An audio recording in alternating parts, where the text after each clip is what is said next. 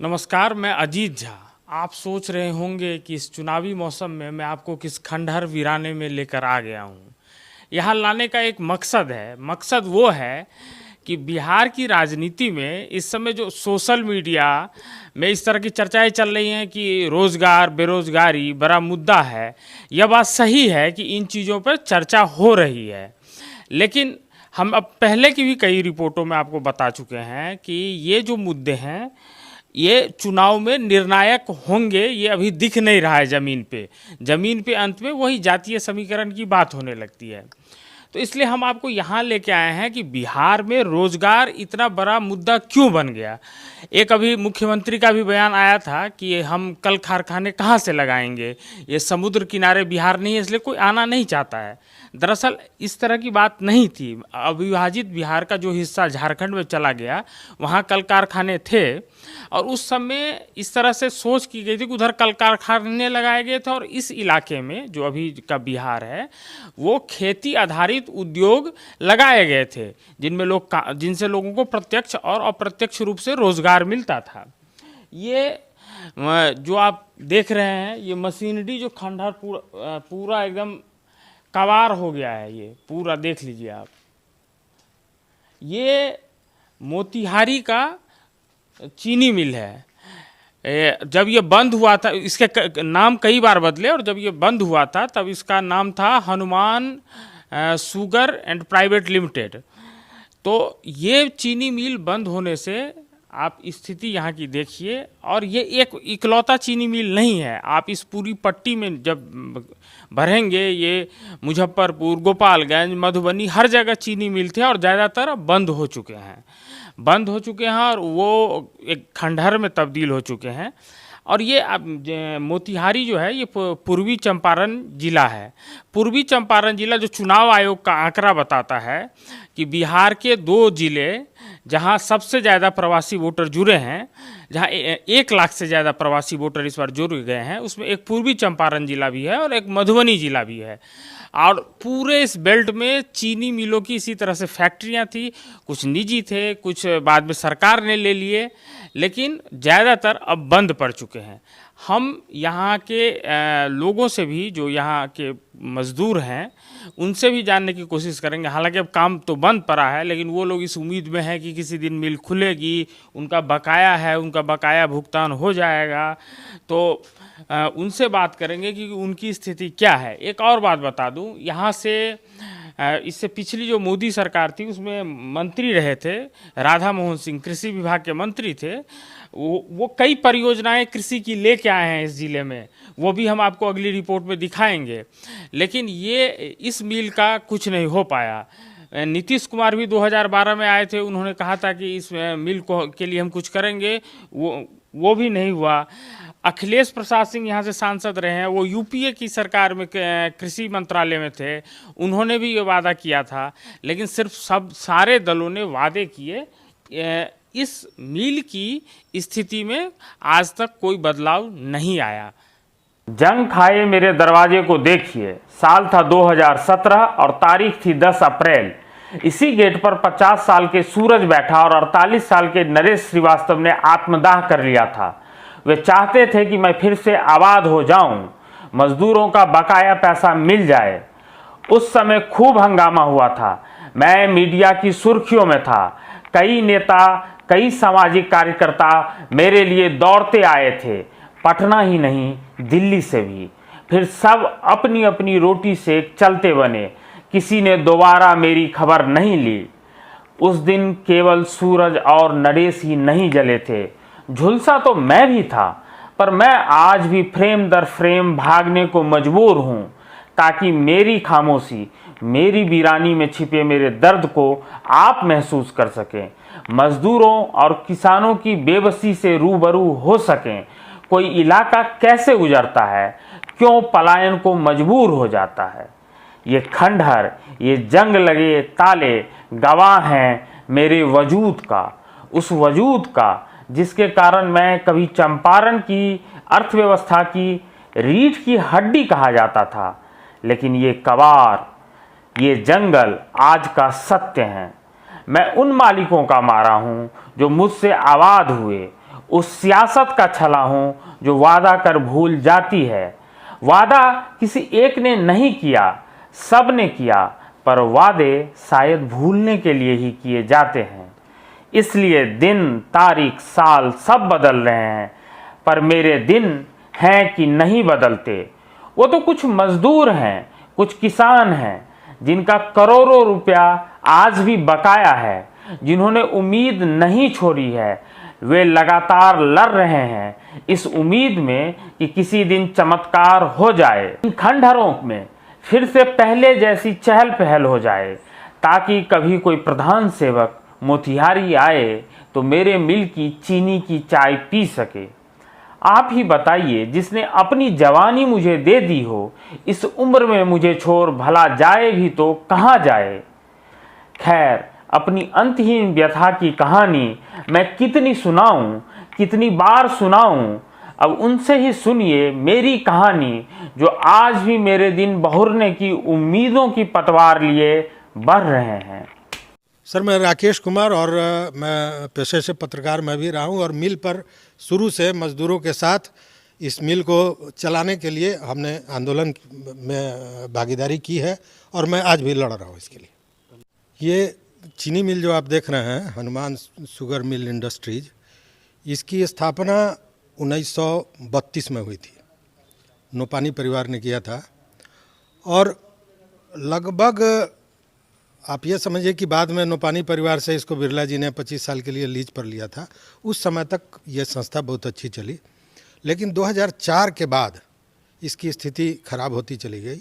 उस समय अगर सरकार चाहती या जो संस्था के मालिक थे वो चाहते तो इन चीज़ों को ठीक किया जा सकता था, लेकिन किसी ने इस पर ध्यान नहीं दिया और बाद में 12 तक आते आते 10-12 तक आते आते पूरी तरह बंद हो गया।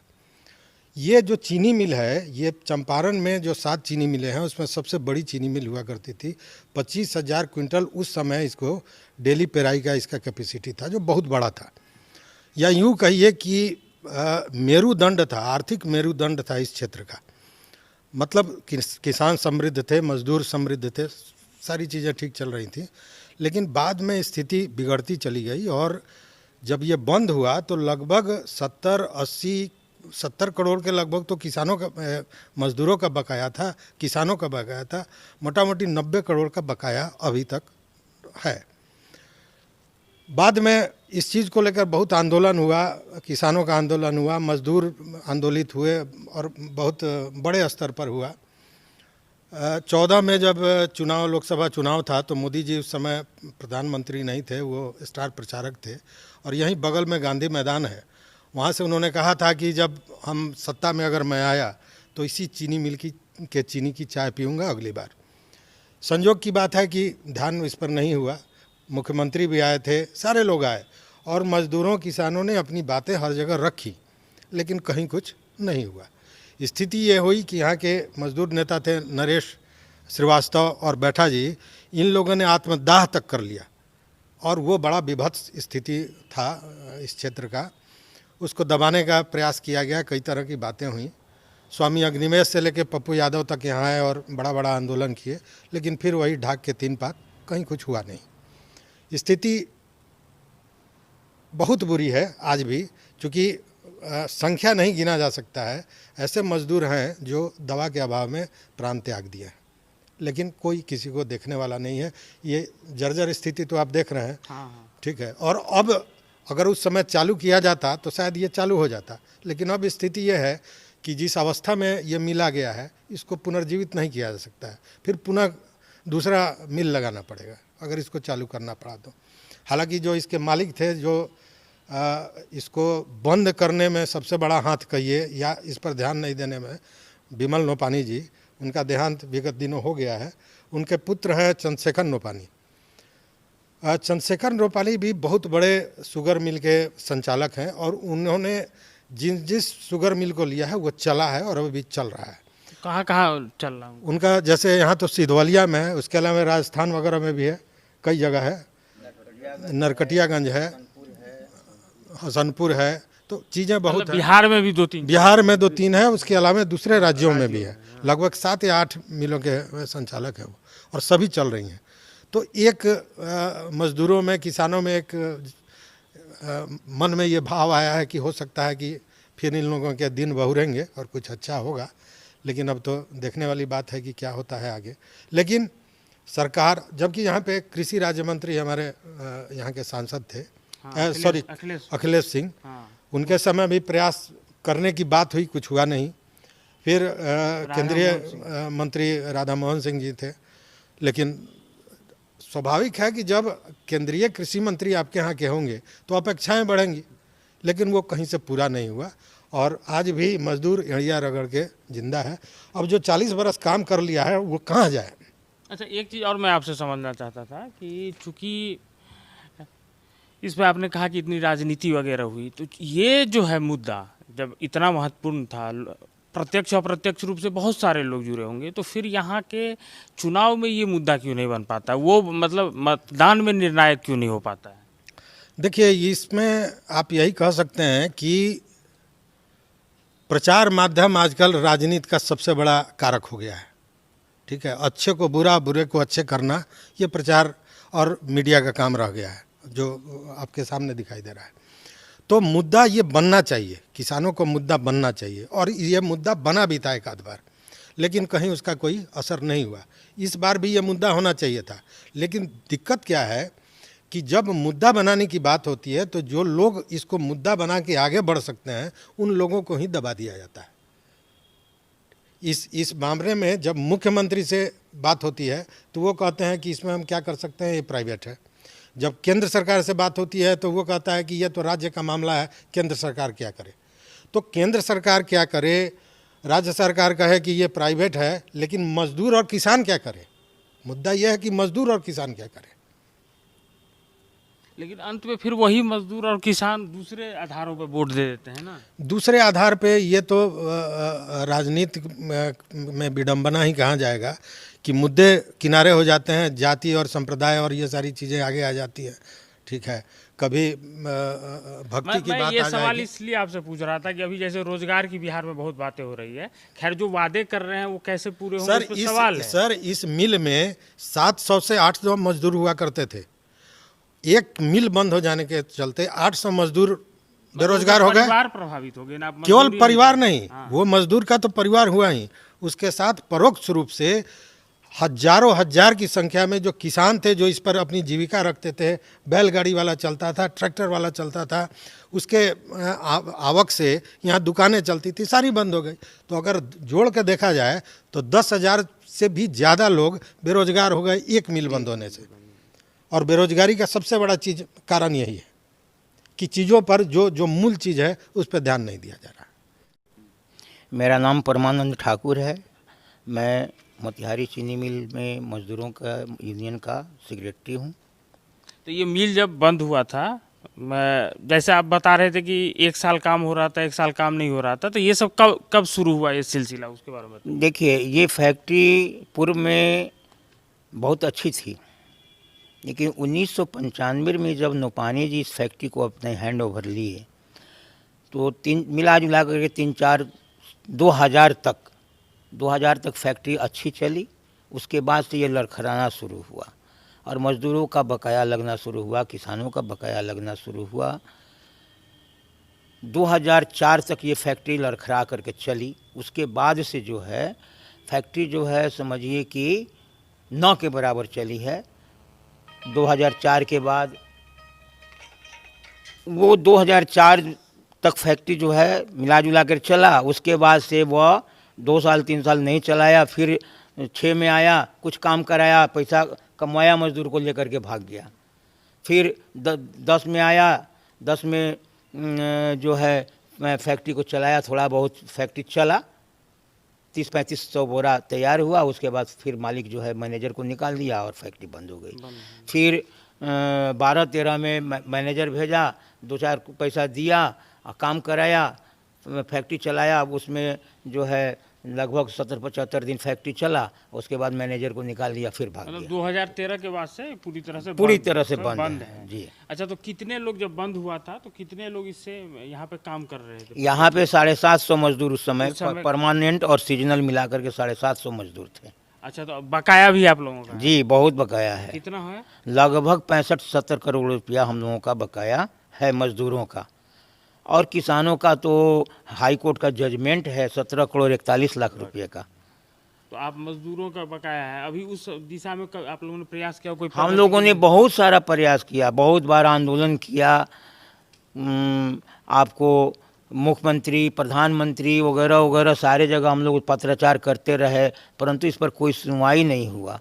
बीच में आपको हम बता देते हैं कि 2014 में, ये 2014 में हमारे जो नेता हैं आंदोलन किए, नरेश कुमार श्रीवास्तव और सूरज बैठा जी, आंदोलन के दौरान में सभी जगह राष्ट्रपति से लेकर करके और जिला तक सभी जगह पत्राचार करने के बाद 454 लेटर संख्या है वो, और 22/3/2014 में प्रिस्क्राइब किया गया है वो पेपर, आप देखेंगे कभी।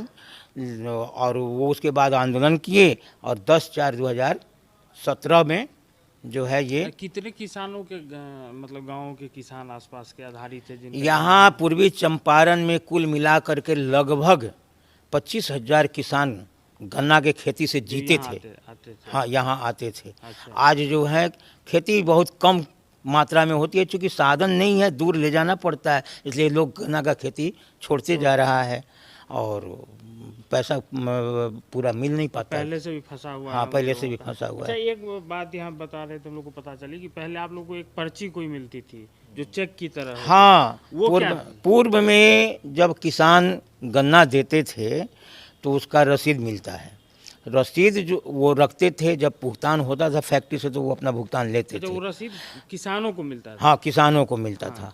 और उस अगर मान लिया जाए कि इस समय पेमेंट अभी नहीं दे रही है कंपनी, तो वह रसीद लेकर के बाज़ार में वह आसानी से खरीदारी कर लेते थे। अपनी बेटी बहन का शादी करना है, बच्चे को पढ़ाना है या दवा दारू कराना है, तो उस पर पुर्जा भजा कर करके व्यवसायियों से और अपना गुजारा कर लेते थे। मतलब लेकिन कुछ भी लेना है तो आप लेके जाइए, वो हो हाँ, भज जाता था, जाएगा। अच्छा, उसमें कहीं दिक्कत नहीं एक और बात बताइए मुझे कि अभी जो है आप लोग, जब अभी मिल बंद है तो आप लोग जो है पैसा भी आपका फंसा हुआ थी। है, बिल्कुल। तो अभी आप लोग रोजी रोजगार के लिए क्या करते हैं? रोजी रोजगार के लिए जो माने मजदूरी करना, रिक्शा चलाते हैं, कोई खेतों में कहीं जा कर के मजदूरी करते हैं, ईंटा भट्ठा में कमा कर करके अपना गुजारा कर रहे हैं बस। और ये बाहर में सर्वेंट क्वार्टर वगैरह बना, वो अभी आप लोगों का है ही? हाँ, जो बाहर के मजदूर हैं वो अभी हैं उसमें, अपना वो इसी तरह से परिवार रखे हुए हैं, अपना कहीं कहीं काम कर करके अपना गुजारा करते हैं। मेरा नाम श्री हरकित बैठा हुआ, हम इस चीनी मिल के प्रेसिडेंट है, अध्यक्ष हुए हम लोग। चीनी मिल के मतलब चीनी मिल कर्मचारियों के संघ के हैं? हाँ हाँ, चीनी मिल कर्मचारी संघ के, माने हनुमान शुगर मिल यूनियन के अध्यक्ष हुए हम। हाँ। ये तो हम लोग बहुत दिन से माने पेमेंट के चलते प्रशासन को भी हम लोग दिए थे। रमन बाबू थे तो हम लोग को कुछ मदद किए, एमडी लाल भी थे तो वो भी मदद किए। पहले एमडीए लाल थे, रामदेश्वर लाल डीएम साहब थे तो मदद किए। उसके बाद रमन बाबू आए, रमन बाबू हम लोग को मदद किए। सहयोग से कुछ पेमेंट माने 140 मजदूर को मिला। और मेन बात है, अभी जो प्रधानमंत्री जी के यहाँ हम लोग चिट्ठी भेजे, मुख्यमंत्री जी के यहाँ चिट्ठी मतलब आप लोग किस चीज़ के इंतजार में है कि ये चालू हो जाए किसी तरह से, या आप लोगों का जो पेमेंट है वो मिल जाए? पेमेंट मजदूर का भी मिल जाए, किसान का भी पेमेंट मिल जाए सर। हम सीएस बाबू से, छोटे बाबू से निवेदन करेंगे कि इस चीनी मिल को चढ़ा देंगे तो किसान का उद्धार हो जाए, मजदूर का उद्धार हो जाए, यहाँ का लोग का उद्धार हो जाए। नहीं तो इसकी जो स्थिति दिख रही है अब तो लगता नहीं है कि चालू होने। नहीं, चाहेंगे तो चला भी सकते हैं। टोटल सामान इसमें का खराब नहीं है। अच्छा। बचा हुआ है, कुछ देखने में वैसा है मगर सामान बचा हुआ है। अच्छा, तो ये कहते हैं कि चीनी मिल वगैरह जो बंद हो रहा है तो वो जमीन पे जो है, जो भू माफिया है, उन लोगों की नज़र है और इसलिए भी सरकार इनको ऐसे ही छोड़ दे रही है, या यहाँ भी है क्या इस तरह की? भू माफिया से हम लोग को कोई मतलब नहीं है। अब तो विमल बाबू थे ना, तो पहले भू माफिया से उनको कुछ संबंध बना हुआ था। विमल बाबू कौन थे? विमल बाबू जी जिनका चीनी मिल था। विमल नोपानी। हाँ, हाँ। तो संबंध था, माने उनको संबंध नहीं था, उनके जो ईद गिर्द में रहते हैं उनको संबंध था। मगर अभी तो सीएस नोपानी छोटे बाबू आए हुए हैं, वो हम लोग को आदरणीय है। मगर मेन बात है, उनसे हम लोग को अनुरोध है कि वो चाहेंगे तो अपना यहाँ, उनका जन्म धरती भी है, जो बैरिया चीनी मिल फुलवारी है वहाँ पर, उसको भी देखते हुए अपना यहाँ वो अपना आगमन करे और चीनी मिल को चलवाएं। हम तो वही उनसे विनती करेंगे, प्रार्थना जोड़ के कि वो चलवा के यहाँ का मजदूर और किसान का कल्याण करे। बिहार में कभी 33 चीनी मिलें हुआ करती थी, आज उनमें से 11 ही चल रही हैं। आप इसे विडंबना ही कह सकते हैं कि 60 के दशक में इस देश का जो चीनी उत्पादन था उसका 60% बिहार से पैदा होता था, आज वह 4% पे आ गया है। आप इससे ही अंदाज़ा लगा सकते हैं कि बिहार में कैसे उद्योग धंधे जो थे वो ख़त्म हुए और क्यों लोग पलायन को लेकर लोगों को बाहर पलायन करना पड़ा। ये सिर्फ एक चीनी मिल की कहानी नहीं है, ये बिहार में आपको ज़्यादातर चीनी मिलों की कहानी एक जैसी ही है। अभी फ़िलहाल मुझे मेरे मित्र मुरली के साथ दीजिए इजाज़त। अगली रिपोर्ट में हम फिर आपसे मिलेंगे। धन्यवाद।